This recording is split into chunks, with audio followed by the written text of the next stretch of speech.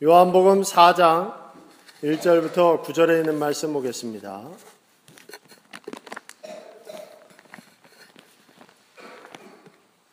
요한복음 4장 1절부터 9절입니다.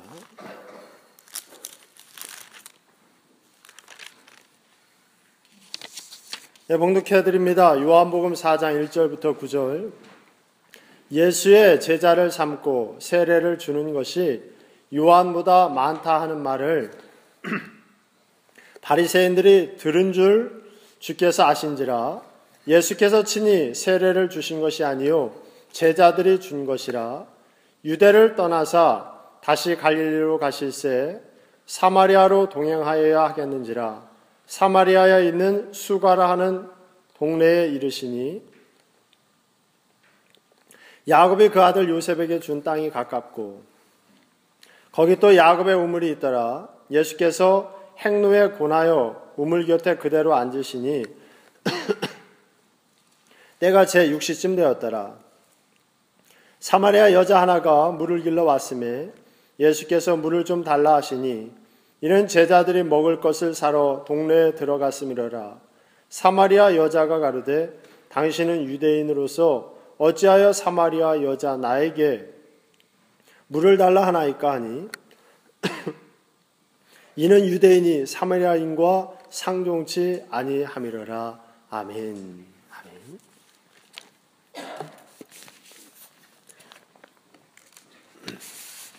오늘 본문 말씀을 가지고 내가 사람들의 형편과 수준에 맞춰 오시는 예수님이다 라고 하는 말씀으로 하나님의 말씀 보려고 합니다. 제가 목이 좀 좋지 않아서 죄송합니다. 여러분, 어제 그저께가 3월 1일이지요. 여러분, 3월 1일 날이 무슨 날인지 여러분들 거의 다 알지요. 이 3월 1일 날은 우리나라가 일본이라고 하는 나라에 1910년 8월 22일에 힘으로 나라가 하나가 된 날입니다. 일본 사람들이 우리 대한민국을 그냥 자기의 나라로 하나로 합쳐버렸어요. 합병이라고 또 병합이라고 그렇게 얘기를 하죠. 그러고 난 다음에 조선총독부라고 하는 큰 기구를 만드는 다음에 한국 사회를 갖다가 무단으로 통치를 하기 시작합니다. 또 1910년도에는 해사령을 실행해서 우리나라 사람들이 돈을 못 벌게, 쉽게 해서 자본가들의 그런 성장을 가로막아서 돈을 못 벌게 그렇게 만들고, 또 18년까지 1910년부터 18년까지는 토지 조사 사업이라고 하는 거를 해서 우리나라의 땅을 일본 사람들이 억지로 다 빼앗아 가지고 가버려요. 그런 중에 1918년에 미국의 윌슨 대통령이 1차 세계대전이 막바지에 이르렀던 18년 1월에 모든 나라는 다 자기네들의 나라를 다스릴 수 있는 능력과 힘을 줘야 된다고 하는 민족 자결주의를 얘기해요. 그래서 그 민족 자결주의를 들은 대한민국이 고종황제의 장례식이었던 1919년 3월 1일에 서울에서 만세운동을 벌이기로 하지요. 그래서 민족 대표인 33명이 태화관이라고 하는 곳에서 모여서 독립선언서를 낭독합니다. 하지만 이 33명은 독립선언서를 낭독하자마자 바로 일본 사람들한테 자수해요. 그러고 나니까 이 33명을 믿고 있었던 학생들이나 또 국민들이 대표들이 이렇게 하니까 우리도 그만둬야지 그러는 게 아니라 탑골공원에 모여있던 학생들부터 시작해서 독립선언서를 낭독하기 시작합니다. 우리 대한민국은, 우리 조선은 자유국가라는 것을 얘기해요. 농민들도 모여서 자유국가인 것을 얘기해요. 철도 노조도 대한민국은 일본에 속한 나라가 아니라는 걸 이야기해요.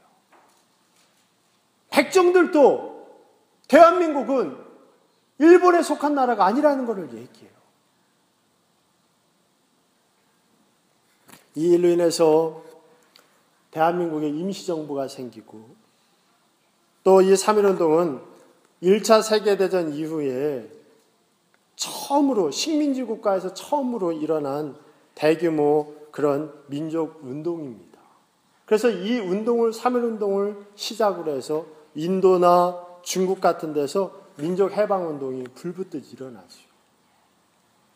하지만 이 일로 인해서 엄청나게 많은 사람들이 고통을 당합니다. 일본 사람들이 발표한 내용으로 보면 이 만세운동에 참가했던 인원이 202만 명. 만세운동에 참가한 사람이 202만 명이고 이 만세운동을 통해서 죽은 사람이 7만 5천 명이고 부상당한 사람이 15,900명이고 검거된 사람들이 5만 2천여 명이나 됩니다. 불탄 교회가 47개나 되고요. 학교도 2개나 타고 민가도 715채가 탔다 그랬어요.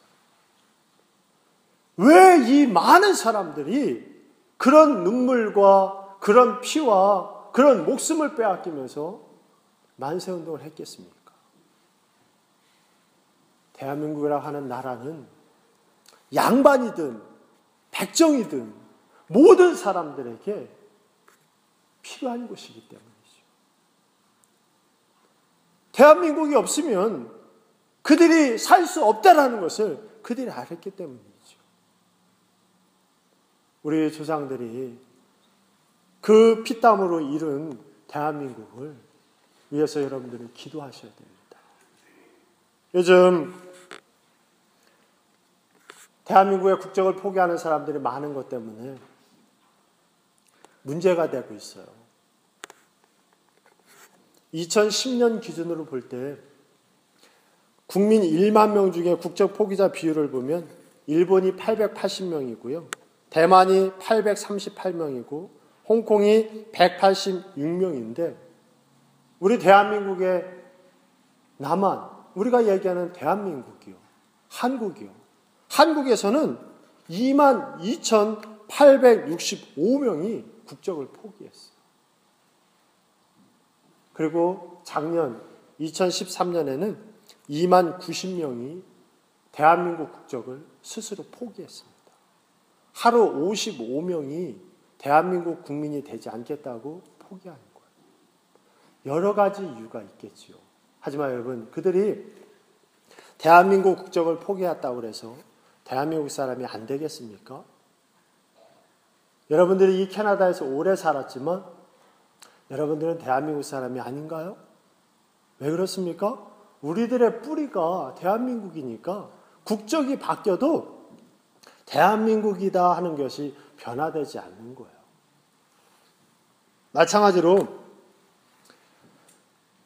나라가 모든 사람에게 필요한 것처럼 하나님은 우리들의 뿌리고 우리들이 살 터전이기 때문에 이 하나님은 모든 사람에게 다 필요합니다.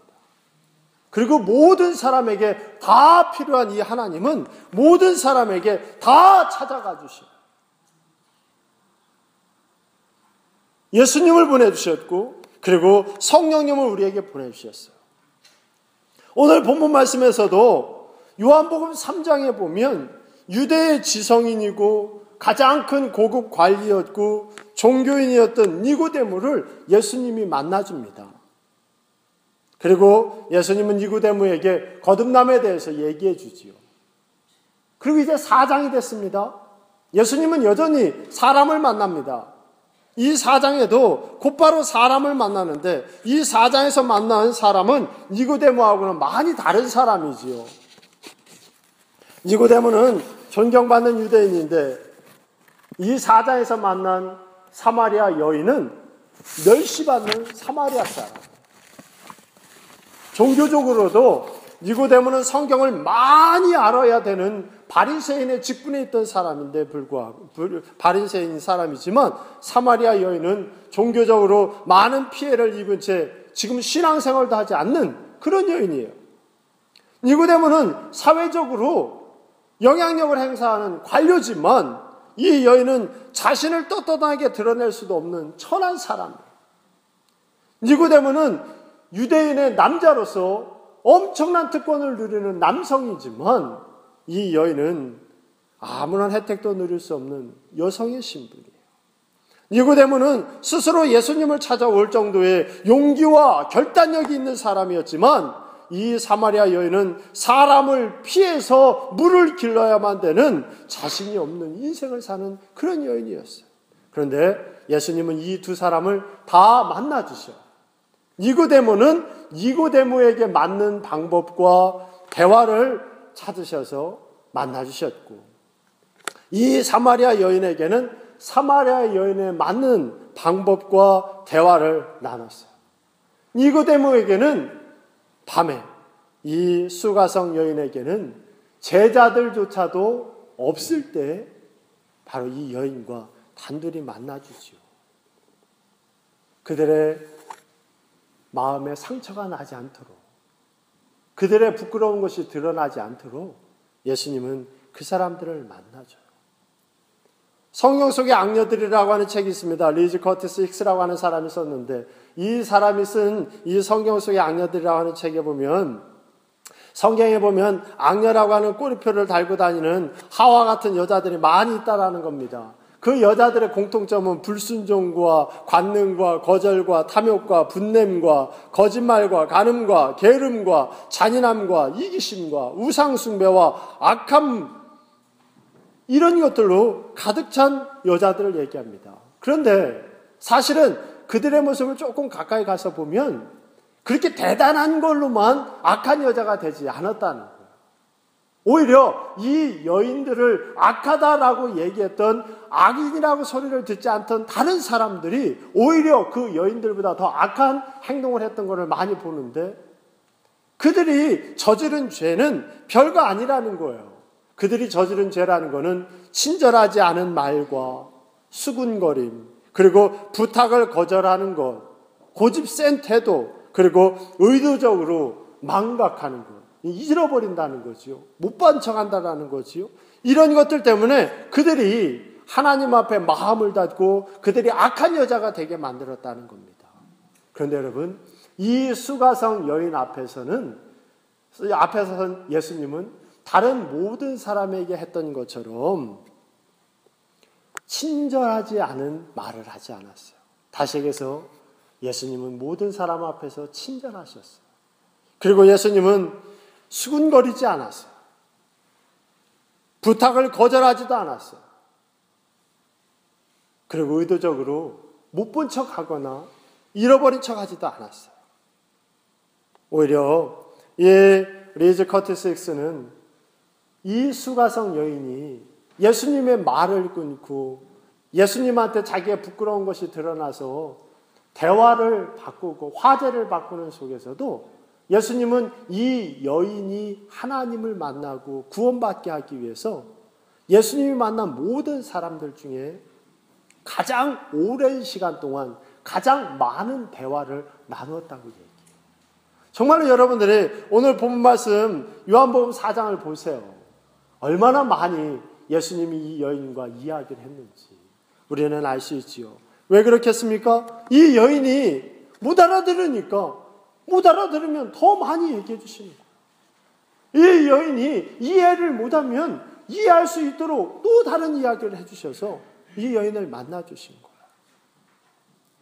예수님은 사람을 만나실 때 똑같은 방법으로 만나시지 않고 각 세인의 형편과 수준에 따라 그렇게 만나주셨어요. 예수님은 하나님의 아들이지만 인간의 수준에 맞춰서 이야기해 주시고 그들을 찾아와 주셨습니다. 내가 의인을 부르러 온 것이 아니라 죄인을 부르러 왔노라 이야기하셨습니다. 인자에 온 것은 섬김을 받으려 함이 아니라 도리어 섬기려 하고 자기 목숨을 많은 사람의 대속물로 주려 함이라 말씀하셨습니다.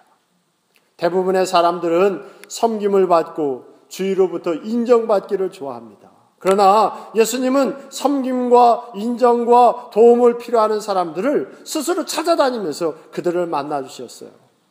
예수님의 수준에 맞는 사람을 만난 것이 아니라 그 사람의 수준에 맞도록 예수님의 수준을 낮춰가면서까지 그들을 만나셨습니다. 그러면서 예수님은 그렇게 얘기하셨어요. 인자가 온 것은 잃어버린 자를 찾아 구원하려 함이라 그랬습니다. 여러분, 잃어버린 자라는 얘기는 뭡니까? 잃어버린 자라는 것은 잊혀진 자라는 거예요. 세상에 어느 누구도 기억하지 않는 완전히 깨진 인생을 예수님은 찾아갑니다. 희망도 없고 내일도 없는 사람들을 예수님은 찾아가요. 그리고 그들과 이야기하시고 그들에게 희망을 줘요. 그러면서 그들에게 얘기해요. 내가 온 것은 양으로 생명을 얻게 하고 풍성하게 얻게 하려는 것이라. 요한복음 10장 10절에 분명히 얘기하셨어요. 내가 너희들만 살리려고 온 것이 아니라 너희들을 풍성케 하기 위해서 내가 왔어요. 마음이 메마른 사람, 인생의 소망을 잃어버린 사람들에게 생명을 주시고 생명만 주시는 것이 아니라 그들의 삶을 풍성하게 하고 그들의 영혼이 풍성하게 하기 위해서 예수님이 오셨다고 이야기해요. 정말 오늘 본 말씀에 있는 이 사마리아 수가의 여인을 한번 보세요. 니고데모에게는 거듭나야 된다고 거듭남을 요구하셨는데 이 사마리아의 수가 여인에게는 아무것도 요구하지 않아요. 그리고 오히려 나는 너한테 주러 왔어. 영원히 목마르지 않은 생명수를 너한테 주려고 왔다. 그렇게 예수님은 얘기해요. 이 사마리아 여인에게 예수님이 온 것도 우연이 아닙니다. 여러분 오늘 본 말씀 1절부터 3절까지 우리 봅니다. 예수의 제자를 삼고 세례를 주는 것이 요한보다 많다 하는 말을 바리새인들이 들은 줄을 주께서 아신지라. 예수께서 친히 세례를 주신 것이 아니요 제자들이 준 것이라. 유대를 떠나서 다시 갈릴리로 가실새 사마리아로 통행하여야 하겠는지라. 그렇게 얘기하죠. 뭔 얘기입니까? 예수님이 유다에서 하나님의 말씀을 전하는데 아마 당시의 사람들이 세례 주기를 원한 것 같아요. 그런데 오늘 본 말씀에 있는 그대로만 본다면 예수님은 세례는 요한한테 받고 나한테는 아직 세례를 받지 말았으면 좋겠다고 말씀하신 것 같아요. 그런데도 너무 요구하시니까 그 요구하는 백성들의 그 마음을 꺾기가 마음이 아프셨는지 제자들한테 세례를 주라고 한 것 같습니다. 그러니 뭐 얼마나 많이 줬겠어요. 많이 주지 않았겠죠. 근데 그 모습을 본 바리새인들이 그거를 보고 시기 질투가 나는 거예요. 아니 우리들에게 왔던 사람들이 요한에게 가고 또 요한에게 갔던 사람들이 예수님한테 가고 내 인기가 다 없어지고 내 지위가 무너지는 것 같아요. 그러니까 그들이 그 시기와 질투를 예수님하고 요한하고 싸우게 만듭니다. 이간질을 해요. 그래서 예수님한테 요한한테 뭐라고 그러냐면 요한한테 얘기하기를 당신을 따라 떠났던 사람들이 다 예수님한테 가서 세례받읍디다. 그러니까 보통 사람들 같으면 어떻게 그럴 수 있느냐고 마음 상해할 텐데 요한은 끄떡도 안 하는 거예요.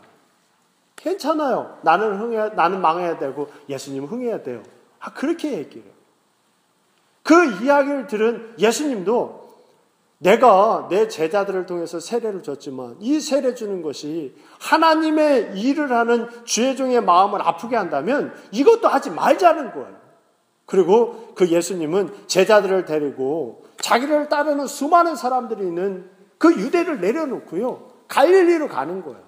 근데 갈릴리로 가는데 수많은 길이 있을 텐데 하필이면 사마리아를 통해서 가요.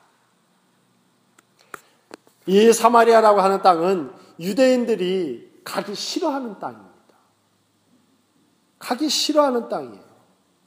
사마리아와 유대는 서로 손가락질하고 그리고 지역 감정이 심한 그런 곳이었습니다. 왜냐하면 이 이스라엘 사람들이 이스라엘이라고 하는 나라는 강대국과 많이 접하는 북쪽에 있던 나라이기 때문에 주위에는 이방 민족들과 많이 만나요. 그래서 그들이 침략해서 내려오고 나면 물건도 뺏어가지만 그들의 몸도 더럽혀요. 근데 이게 몸만 더럽혀지면 그래도 좀 괜찮을 텐데 몸이 더럽혀지면서 그들의 이 문화, 정신까지 더럽혀지게 돼요. 그래서 그들이 물건을 뺏기고 몸을 뺏겼는데도 불구하고 자기네들을 억압했던 이방 사람들의 그 종교와 그 문화까지 이 사마리아 사람, 이 유대인들이 받아들이는 거예요. 이스라엘 사람들이 받아들이게 돼요. 그리고 그들은 시편이나 예언서는 인정하지 않고 모세 오경만 인정합니다. 예배도 아브라함과 이삭과 야곱이 예배드렸던 그리심산에서만 예배를 드리려고 그러는 거예요. 그러니까 순수 혈통을 자랑했던 유대 사람들이 이 이스라엘 사람들을 보니까 이거는 마음에 안 드는 거예요. 그러니까 그 섞인 그 혼혈이라고 그러지요. 섞인 이스라엘 사람들을 갖다가 뽑아서 지금의 팔레스타인 지방인 사마리아로 집단 이주시켜버립니다. 그리고 그들을 손가락질. 그 집단 이주시킨 사람들이 사마리아입니다. 그러니 여러분 이들이 얼마나 사람 취급 못 받았겠습니까? 또 이 사마리아 사람들은 얼마나 억울하겠어요. 우리가 뭘 잘못했냐? 우리가 뭘 그렇게 더럽다고 그러는 거야? 너희들이 정말 하나님을 믿고 하나님을 사랑하는 사람이라면 우리 같이 빼앗기고 상처받고 더럽혀진 사람을 위해서 같이 울고 함께 해야지. 어떻게 그럴 수 있느냐고 얘기. 그러다 보니까 서로 원수처럼 지내는 거예요. 그런 곳에 유대인들은 들어가려고 하지 않아요. 더러운 사람 옆에만 가도 더러워진다고 생각했던 유대인들인데 더러운 사람들이 집단으로 모여있는 그 사마리아 땅에 들어가려고 하겠습니까? 그런데 예수님은 일부러 그 사마리아로 가셨어요. 그리고 시간도 제6시라고 그랬어요. 6시는 지금으로 치면 12시입니다. 여러분 중동에 12시면 얼마나 뜨겁겠어요. 그 뜨거운 시간에 예수님이 고나였다라고 얘기했으니까 피곤하고 너무 더웠다는 거죠. 피곤하고 더운 시간에 쉬셔야 되는데 일부러 가요. 왜 그랬겠습니까? 그 시간에 아무도 없는 그 시간에 왜 우물로 가요? 그 시간 아무도 없는 시간에만 움직이는 단 한 사람이 있어요. 바로 이 여인이죠. 이유는 간단합니다. 다른 사람 만나면 창피하니까. 다른 사람 만나면 창피하니까 사람 만나기 싫어서 그 시간에 우물에 가서 물을 길러요. 사람 만나기 싫으니까 사람의 도리도 안 하고 싶은데 그래도 목숨이 달려있으니까 마셔야 되고 또 자기에게 딸려있는 식구가 있으니까 만나기 싫은데도 자기의 일을 해야 되니까 12시에 사람이 없을 때 그곳으로 간 거예요. 그러고 나니까 예수님이 그 여인을 만나려고 아무도 없는 시간에 그 여인과 이야기해서 그 상처난, 그 구멍난 그 여인의 마음을 위로해주고 덮어주고 싶어서 일부러 그곳에 갔어요. 그리고 그 여인을 만난 겁니다. 근데 여러분, 이 여인 보세요. 이 여인은 그런 걸 하나도 몰라요. 예수님이 자기를 일부러 만나러 왔는데도 감사하지도 않고요. 그리고 예수님이 누군지도 몰라요. 지식도 없고 종교적으로도 그런 너무 우매한 사람. 예수님이 얘기하면 말대꾸나요. 여러분 7절부터 9절 볼까요? 4장 7절부터 9절입니다. 사마리아 여자가 물을 길러 왔음에 예수께서 물을 좀 달라 하시니 이는 제자들이 먹을 것을 사러 동네에 들어갔음이라. 사마리아 여자가 가로되 당신은 유대인으로서 어찌하여 사마리아 여자 나에게 물을 달라 하나이까 하니 이는 유대인이 사마리아인과 상종치 아니하니라. 예수님이 나한테 물 좀 주세요. 그러니까 네, 줬으면 얼마나 좋겠어. 그렇지 않아도 분하고 사람 만나는 거 귀찮아 죽겠는데 와보니까 아니 유대인이 있어요. 자기를 그렇게 미워하고 자기네들을 경멸하는 유대인이 있어. 그러니까 불편하잖아요. 불편한데 그 남자가 자기한테 물을 달라고 그러니까 화가 치밀어 버렸어. 그래서 왜 나한테 달라고 그래요? 잘난 척하는 유대인들인 당신들의 힘으로 떠먹으면 될 거 아닙니까? 그렇게 말대꾸예요. 예수님이 누군지도 모르고. 그런가 하면 자신이 불리해지면요. 대화 내용도 막 바꿔요. 17절부터 21절에 보면 예수님이 자기의 부끄러운 걸 모를 줄 알았는데 다 알아요. 너는 남편이 없다고 그러지만 너한테 남편이 있는 걸 내가 안다. 그러니까 이 사마리아 여인이 말을 확 바꾸죠. 확 바꾸면서 네 맞습니다 그러는 게 아니라 유대인들은 예배를 다른 데서만 드려야 된다고 그럽니다. 갑자기 말을 바꿔.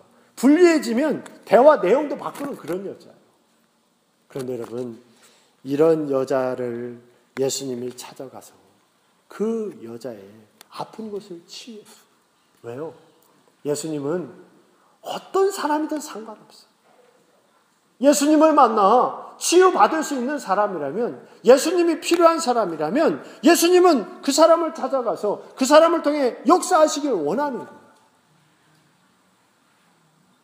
이 자리에 있는 우리들도 마찬가지예요. 우리가 어떤 사람이든지 상관없어요. 여러분들 옆에 있는 사람들이 여러분들을 볼 때 손가락질하기도 정말 아까운 그런 쓸모없는 인생이라 하더라도 그 사람이 예수님을 만나기를 원하고 하나님을 만나기를 원하면 하나님은 그 사람을 만나줍니다. 예수님은 그 사람과 함께합니다. 예수 믿는 사람이라면 다 하나님 뜻 안에서 하나님을 사랑하고 이웃을 사랑하면서 그렇게 살 것 같지요. 그렇지 않습니다. 우리나라 역사에 보면 참 재밌는 교회가 있어요. 여러분들 서울에서 사신 분들은 좀 아실지 모르겠습니다. 종로구 인사동에 가면 서울 유형문화재 130호로 있는 승동교회라고 하는 교회가 있어요. 이 승동교회라고 하는 교회는 원래 홍승원이라고 하는 사람이 임진왜란 때 명나라 그 군사를 우리나라로 데리고 와서 일본한테 완전 넘어갈 뻔한 우리나라를 이렇게 막도록 해줬다고 그래서 임금님이 이 홍승원한테 99채의 집을 짓도록 하고 땅을 줘서 진 그 땅이에요. 그러니까 지금으로 치면 어딘가 제가 봤더니 서울에 있는 롯데백화점 옆에 개라고 그래요. 그 롯데백화점 옆에 개 땅을 주니까 거기다 집을 짓고 거기서 이렇게 살으니까요. 사람들이 그 사람을 이렇게 숭상할 거 아닙니까? 그래서 숭상하고 또 거기에 외국 사람들이 일본 시대 때 들어오면서 여러 가지 의료 활동이나 아이들을 가르치니까 사람들이 모이는 거예요.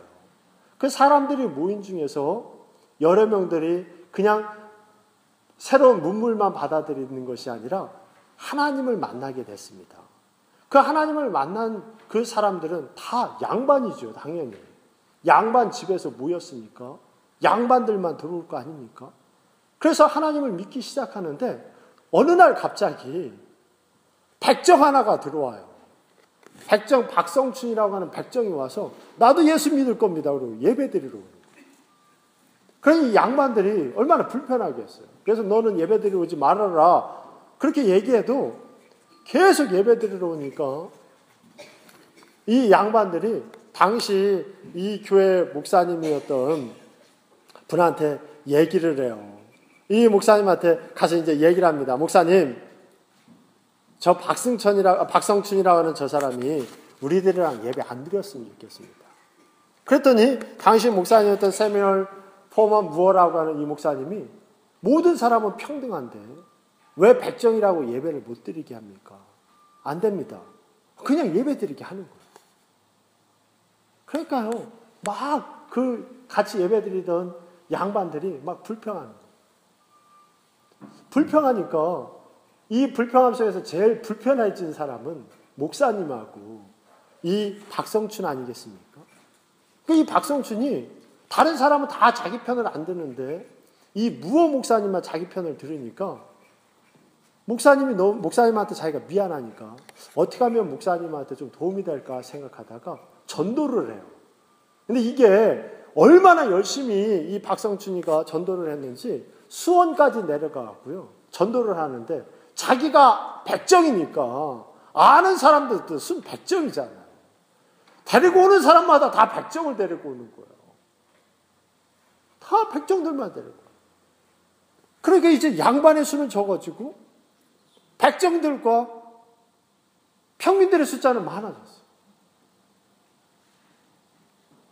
교회는 부흥했지만 그 안에 있던 사람들 불편하잖아요. 그러다 이제 교회에서 장로님을 뽑게 됐는데 당연히 교회를 가장 부흥시킨 박성춘이라고 하는 이 사람을 백정들이 장로님을 뽑읍시다. 양반들이 보니까 이 기가 막힌 거예요. 아니 세상에 무슨 백정을 장로님으로 뽑아. 아무리 교회를 부흥시켜서도 참고 참았던 게 거기서 뻥 터져버려. 그래서 이 양반들이 나가서 교회를 집니다. 그게 안동교회예요. 그리고 남아있는 교회가 승동교회인데 이 승동교회는 그 모든 것을 감당했던 양반들과 그리고 지식인들이 그 백정들과 그냥 밑바닥에 있던 사람들과 같이 남아서 교회를 성장시켜요. 그래서 이 승동교회가 3.1운동의 그 중심지가 되고 나중에 독립운동의 거점이 돼요. 여러분들이 제일 잘하는 목사님 얘기하면 누가 있습니까? 깡패 김익두 목사님이지요. 김익두 목사님 그 교회 담임 목사님. 이 승동교회 담임 목사. 결국 승동교회 그 백정들 그 가난한 사람들이 모였던 교회가 대한민국을 살리는 교회가 돼요. 여러분 하나님은 이렇게 놀랍게 일하셔요. 내가 손가락질하고 내가 볼 때는 쓸모없는 것과 같은 사람이라 하더라도 하나님은 필요로 하시면 찾아가시고 자기가 문을 두드릴 때 문을 열어주는 사람이면 어떤 사람이든지 그 집에 들어가셔서 하나님이 함께해요. 예수님이 함께합니다. 지금 우리나라의 가장 지적인 목사님 얘기하면 이재철 목사님을 얘기해요. 그런데 이재철 목사님이 하나님을 만난 것도 별것 아닌 일로 만났어요. 이 이재철 목사님은 출판사를 하셨던 분인데 날마다 술을 먹고 노름을 하고 밤늦게 들어오는 거예요. 근데 밤늦게 들어올 때 한 번도 자기가 직접 문을 열고 들어오지는 않고요. 꼭 초인종을 눌러갖고 아내를 깨워갖고 들어와요. 이유는 간단해요. 아무리 술을 먹고 아무리 바깥에서 있어도 밥은 집에서 먹어야 된다는 거예요. 못돼 먹었죠. 못돼 먹은 거죠. 그러니까 새벽 2시도 좋고 3시도 좋고 술이 잔뜩 취해갖고 집에 돌아와갖고 밥을 먹어야 되는데 아내가 자고 있으면 밥을 차려야 되잖아요. 그러니까 꼭 초인종을 눌러갖고 아내를 깨워갖고 아내한테 밥 차리라고 해서 밥을 먹고 자는 사람이에요. 근데 어느 날은 술을 많이 먹고 집에 왔는데 초인종을 누르고 싶지를 않아요. 그래서 자기 주머니에 있던 키로 문을 열고 들어옵니다. 들어와서 뭐 하나 보니까 다 자고 자기 아내만 이렇게 엎드려서 자고 있는데 앞에 책이 2권이 있어요. 한 권은 성경책, 하나는 일기장. 보면 안 되는 일기장인데 보면 안 되는 게 더 보고 싶잖아요. 다리 때 같았으면 이놈이 옆에 내가 남편이 들어오지도 않았는데 잔다고 뭐라고 할 텐데 그 일기장을 보니까 궁금해하고요. 아내를 깨우지도 않고 그 일기장을 살짝 빼갖고 뭐라고 썼나 하고 일기장을 보니까 일기장에 놀라운 일이 써져 있어요. 이렇게 써져 있어요. 나는 오늘도 버스를 타고 수유리 너머로 갔다. 시골길을 하염없이 걸으면서 오늘도 어김없이 죽음을 생각했다. 약을 먹고 죽을까? 아니면 손목을 그어서 죽을까? 그러나 그것은 내가 취할 길이 아님을 나는 다시 한번 더 확인하고 되돌아왔다. 나를 살리기 위해 십자가에서 죽으신 주님께서 주님의 뜻을 위해 내게 주신 남편이므로 나는 사랑해야 한다. 나는 할 수 없지만 주님께서 사랑하라 명하심으로 나는 사랑해야 한다. 주님 도와주세요. 나의 약함을 주님께서 잘 아시잖아요. 이렇게 써져 있는 거예요. 이재철 목사님이 기겁을 한 거예요. 자기는 세상에서 제일 능력 있는 남편이라고 생각하고 자기 아내하고 자기 자식들이 자기 때문에 행복하게 사는 줄 알았는데 자기 아내가 자기 때문에 날마다 자살을 생각한다라는 걸 생각하고 그 자살 속에서도 그래도 하나님 때문에 참았다라는 걸 생각하니까요. 이게 가슴이요. 진정이 안 돼요. 그 진정이 안 되니까 놀라셔갖고 이분이 서재에 들어가고요. 그 편지를 보면서 우셨어요. 한참을 우는데 누가 와서 자기를 꼭 깨안아줘요. 아내인가 보다 생각하고 보니까 아내가 아니에요. 내가 잘못 느꼈나 보다 생각하고 또 막 울다 보니까 누가 와서 또 깨안아줘요. 보니까 또 아니에요. 3번을 깨안아주고 그 다음에 이제 알았어요. 아, 이게 우리 아내가 만난다고 하는 하나님이구나. 하나님이 지금 나를 안아줬구나. 나 같은 술주정꾼의 노름꾼의 못돼 먹은 남편이 나도 하나님이 버리지 않고 안아주시는구나 라는 걸 깨닫고 난 다음에 8년 후에 목사님이 돼요.